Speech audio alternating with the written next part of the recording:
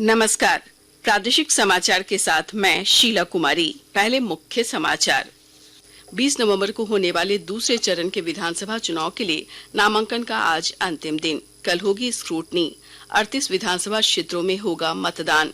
43 निर्वाचन क्षेत्रों में 13 नवंबर को पहले चरण के मतदान के लिए नामांकन पत्रों की जांच पूरी। आज वैध उम्मीदवारों की सूची होगी जारी। झारखंड में 17 लाख से अधिक विद्यार्थियों ने अपने माता पिता को वोट देने के लिए लिखा पत्र। #मम्मी पापा वोट दो देश में टॉप 10 पोस्ट में रहा शामिल। और हॉकी में महिला एशियाई चैंपियंस ट्रॉफी के लिए 18 सदस्यों वाली टीम की घोषणा। झारखंड की सलीमा टेटे करेंगी भारत की कप्तानी। और अब समाचार विस्तार से।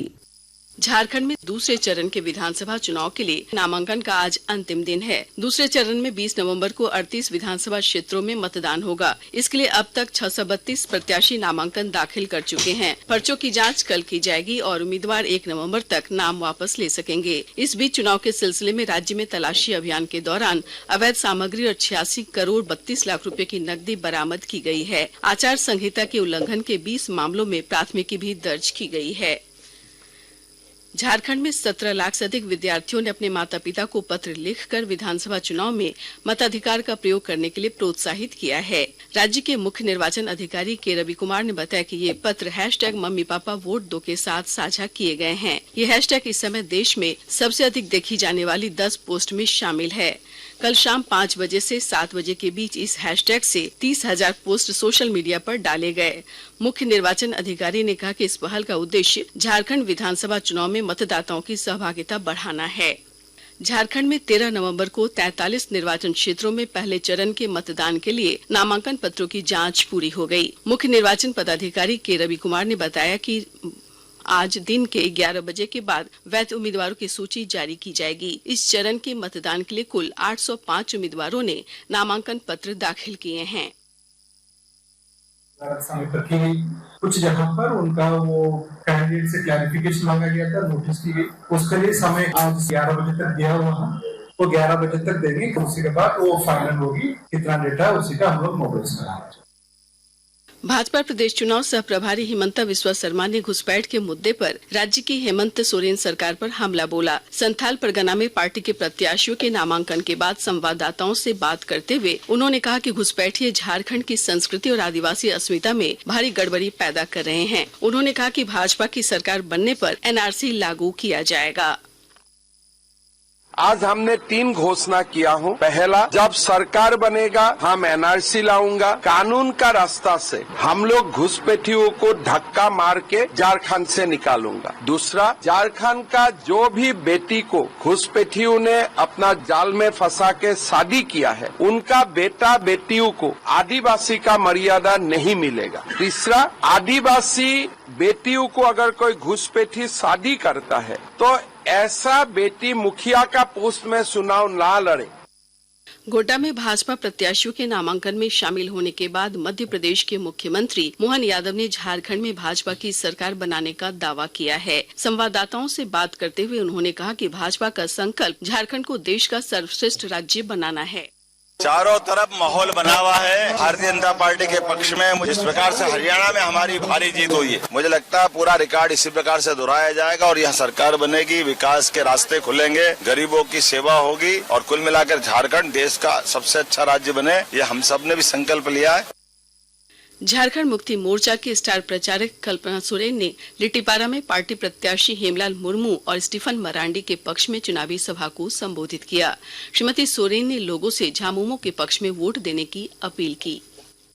सिर्फ 2.5 साल के कार्यकाल में, उस वक्त में हम लोगों ने जो धरातल में काम उतार के लाके दिए हैं, आने वाले 5 वर्षों में उससे कई गुना ज्यादा काम करेंगे।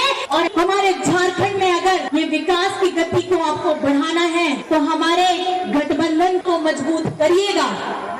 आकाशवाणी के ताजा तरीन समाचारों के लिए आप हमारी वेबसाइट newsonair.gov.in पर लॉग ऑन कर सकते हैं। ताजा समाचार X handle @AIR news alerts और Facebook page All India Radio news पर भी उपलब्ध है। आप प्रादेशिक समाचार एकांश के X handle @AIR news _Ranchi और फेसबुक, इंस्टाग्राम पेज तथा YouTube channel AIR news Ranchi पर भी हमारे बुलेटिन सुन सकते हैं।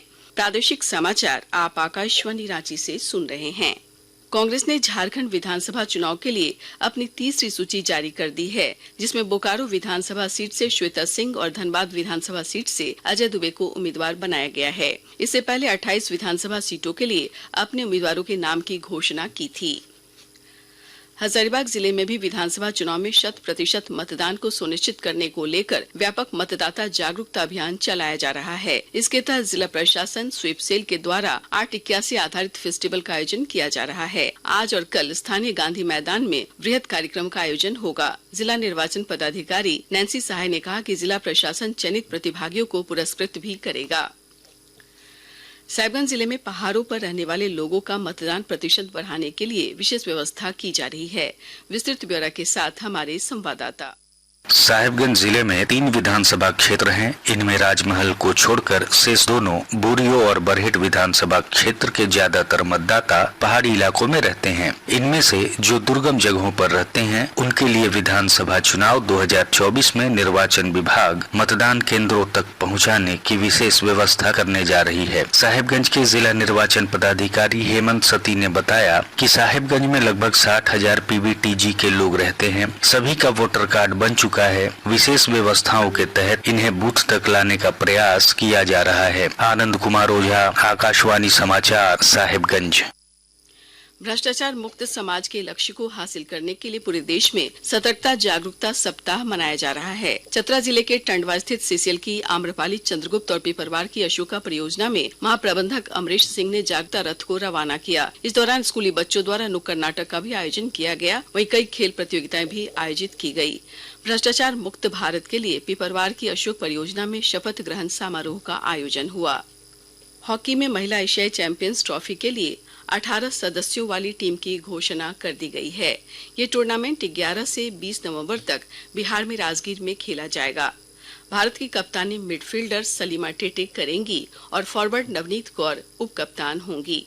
टूर्नामेंट में भारत का पहला मुकाबला मलेशिया के साथ होगा। टूर्नामेंट में चीन, जापान, कोरिया और थाईलैंड प्रतियोगिता की अन्य टीमें भी शामिल हैं।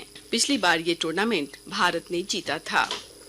और अब अखबारों की सुर्खियां। रांची से प्रकाशित लगभग सभी अखबारों ने झारखंड विधानसभा चुनाव को लेकर नामांकन के साथ राजनीतिक गतिविधियों को अपनी सुर्खी बनाई है। प्रभात खबर ने लिखा है, दूसरा चरण सोमवार को कुल 254 प्रत्याशियों का नामांकन। हिंदुस्तान की सुर्खी है, दूसरे चरण के लिए आज नामांकन की आखिरी तारीख। दैनिक भास्कर ने लिखा है, कांग्रेस की तीसरी सूची, धनबाद से अजय दुबे, बोकारो से श्वेता को टिकट।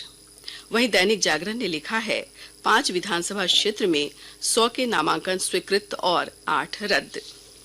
अंत में मुख्य समाचार एक बार फिर। 20 नवंबर को होने वाले दूसरे चरण के विधानसभा चुनाव के लिए नामांकन का आज अंतिम दिन। कल होगी स्क्रूटनी। 38 विधानसभा क्षेत्रों में होगा मतदान। 43 निर्वाचन क्षेत्रों में 30 नवंबर को पहले चरण के मतदान के लिए नामांकन पत्रों की जांच पूरी। आज वैध उम्मीदवारों की सूची होगी जारी। झारखंड में 17 लाख से अधिक विद्यार्थियों ने अपने माता पिता को वोट देने के लिए लिखा पत्र। #मम्मी पापा वोट दो देश में टॉप 10 पोस्ट में रहा शामिल। और हॉकी में महिला एशियाई चैंपियंस ट्रॉफी के लिए 18 सदस्यों वाली टीम की घोषणा। झारखंड की सलीमा टेटे करेंगी भारत की कप्तानी। इसके साथ ही आकाशवाणी रांची से प्रादेशिक समाचार का ये बुलेटिन समाप्त हुआ। नमस्कार।